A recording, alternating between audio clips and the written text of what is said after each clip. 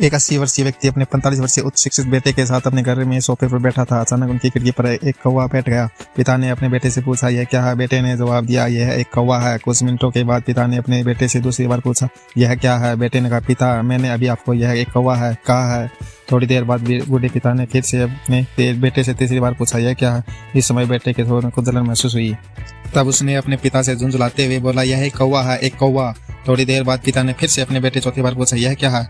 इस बार बेटा अपने पिता पर चिल्लाया, आप मुझसे बार बार एक ही सवाल क्यों पूछते रहते हैं? हालांकि मैंने आपको कई बार बता चुका हूँ कि यह एक कौवा है। क्या आप इसे समझ नहीं पा रहे हैं? थोड़ी देर बाद पिता अपने कमरे में गए और एक पुरानी डायरी लेकर वापस आए, जिसे उन्होंने अपने बेटे के जन्म के बाद से बनाए रखा था।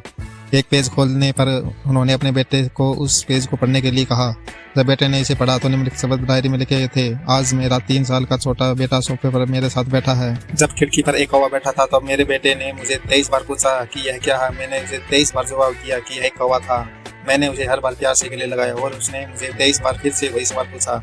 मुझे इस बात से बिल्कुल भी चिढ़ नहीं हुई कि मैंने अपने मासूम बच्चे के लिए प्यार महसूस किया है। जबकि छोटे बच्चे ने उससे 23 बार पूछा, यह क्या है? पिता को 23 बार पूछे सवाल का जवाब देने में कोई जलन महसूस नहीं हुई।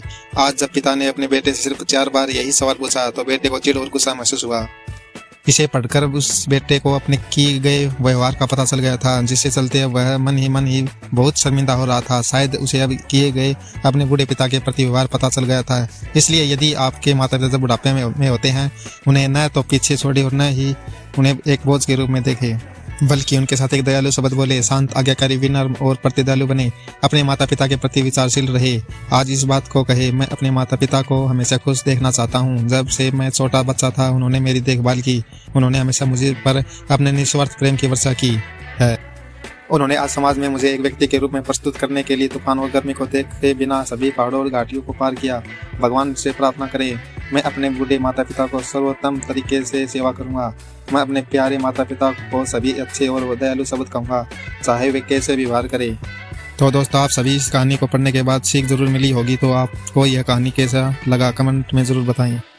धन्यवाद।